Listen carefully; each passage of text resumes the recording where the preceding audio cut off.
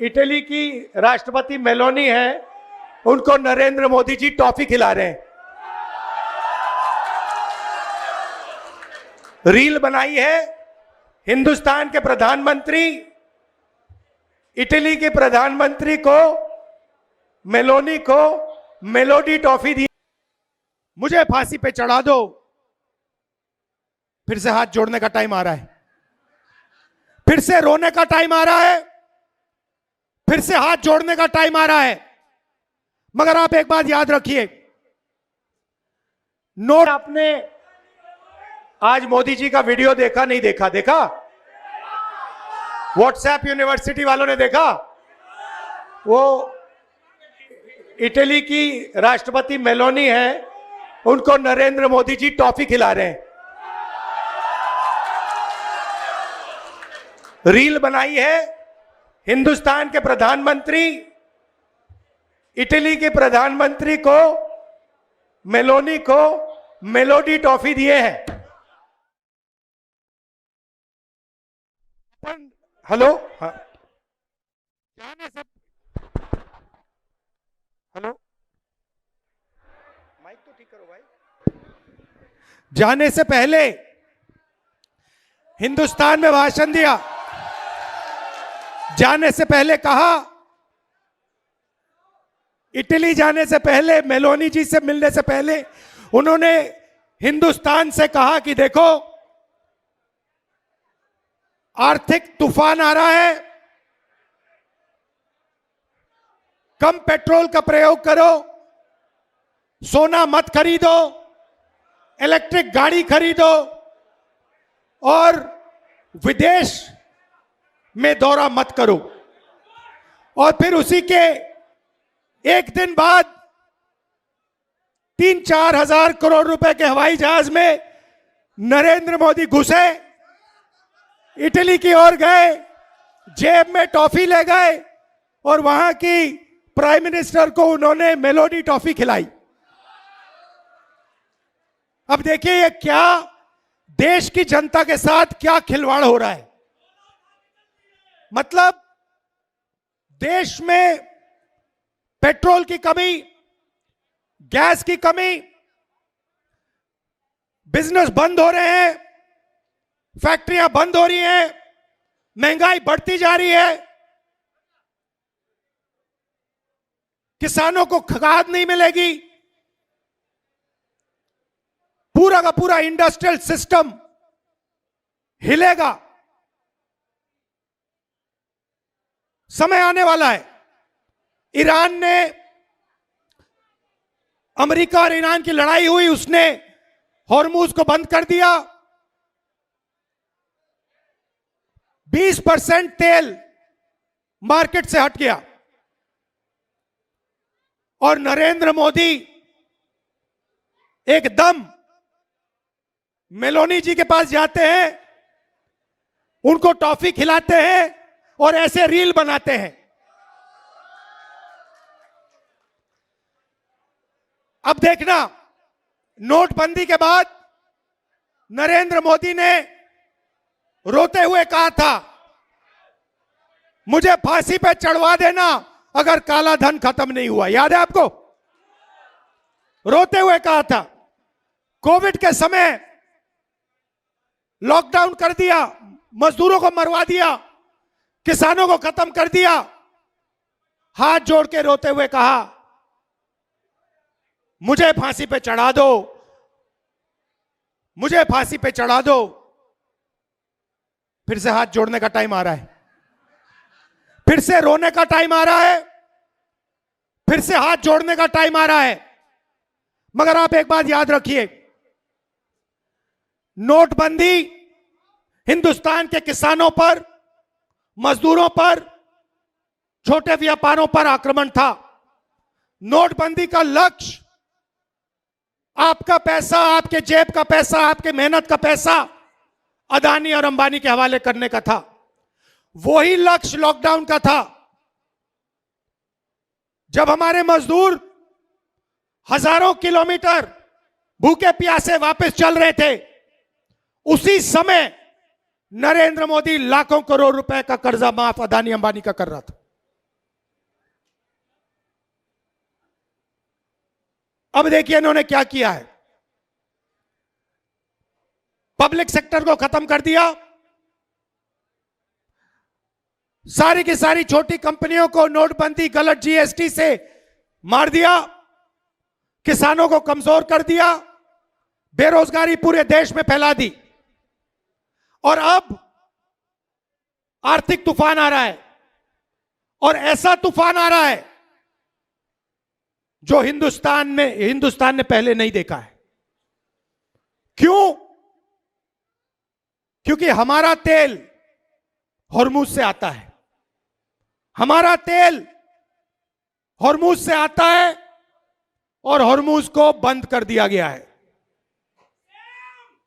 और नरेंद्र मोदी चुनाव से पहले कहते हैं तेल की कोई कमी नहीं, गैस की कोई कमी नहीं, पेट्रोल की कोई कमी नहीं, सब कुछ ठीक है। मैं 2 महीने से कह रहा हूं, पार्लियामेंट में कहा, भाषणों में कहा, 2 महीने से कहा कि देखिए आर्थिक तूफान आ रहा है, किसान को, मजदूर को, युवाओं को, माताएं बहनों को जबरदस्त चोट लगने जा रही है। बीजेपी वाले मेरा मजाक उड़ाते हैं। नरेंद्र मोदी ने जो करना था पिछले 3 महीने में, जो आपकी प्रोटेक्शन करनी थी, जो दीवार, आर्थिक दीवार खड़ी करनी थी आपके लिए, वो उन्होंने नहीं की। उल्टा वो जाकर मेलोनी जी के साथ टॉफी खा रहे हैं और वीडियो बना रहे हैं, जैसे मजाक चल रहा है। वापस आएंगे, आप देखना क्या होता है। वापस आएंगे, आर्थिक तूफान आएगा, गरीब लोगों को चोट लगेगी, किसानों को खाद नहीं मिलेगी, पेट्रोल डीजल के दाम आसमान तक पहुंच जाएंगे, महंगाई बढ़ेगी। उसके बाद नरेंद्र मोदी हाथ जोड़ेंगे, कहेंगे भाइयों और बहनों मुझे फांसी पर चढ़वा दो। रोएंगे, कहेंगे मेरी गलती नहीं है, अगर मेरी गलती है तो मुझे फांसी पे चढ़ा दो, कहेंगे, आप देखना। तो मेरा कहना है कि उनका काम अर्थव्यवस्था की रक्षा करना है, उनका काम देश की रक्षा करने का है, उनका काम अदानी और अंबानी। भैया गर्मी है, डिस्टर्ब मत करो, गर्मी है, डिस्टर्ब मत करो, लोगों का मूड खराब हो जाएगा, वो आपके नारे सुनने नहीं आए हैं। तो उन्होंने क्या किया है पिछले 12 साल में? देश की रक्षा हमारा संविधान करता है, हमारी संस्थाएं करती हैं, हमारे इंस्टीट्यूशंस करते हैं, इलेक्शन कमीशन करता है।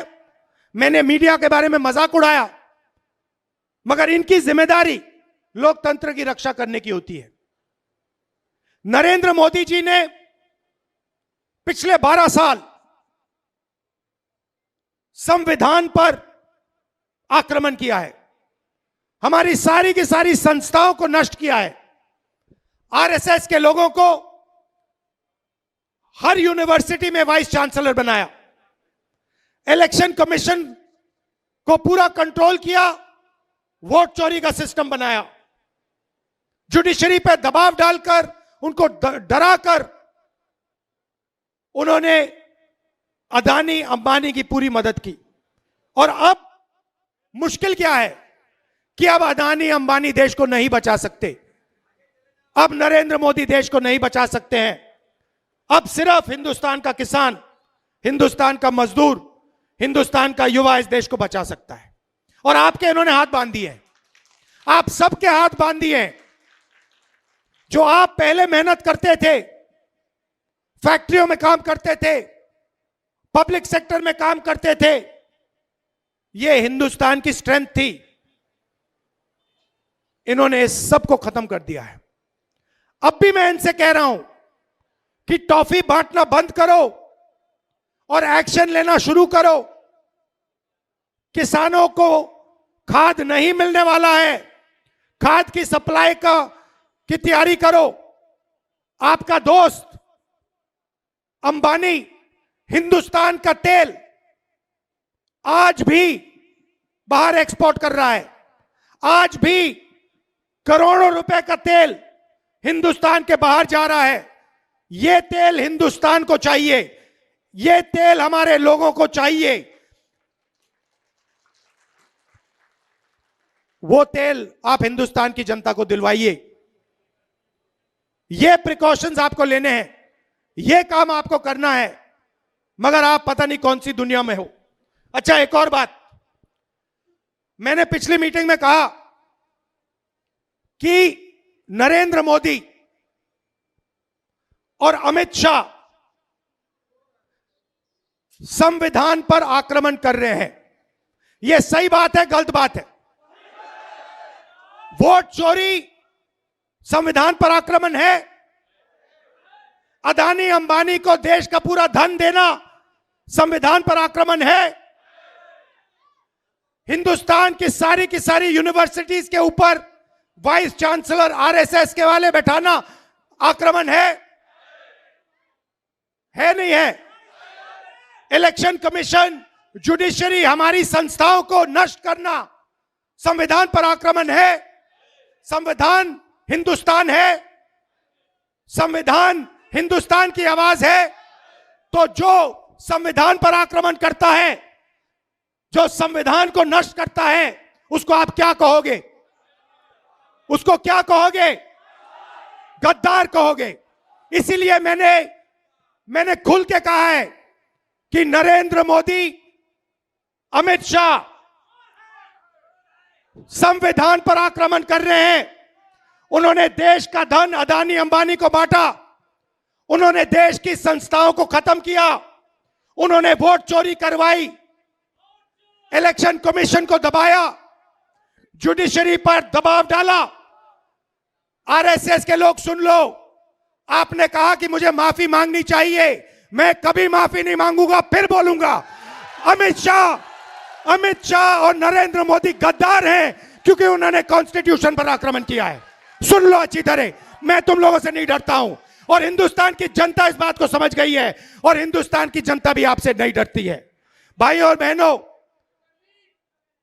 ये आपके एमपी साहब बैठे हुए हैं, इन्होंने बहुत इमोशनल भाषण दिया, अच्छा भाषण दिया।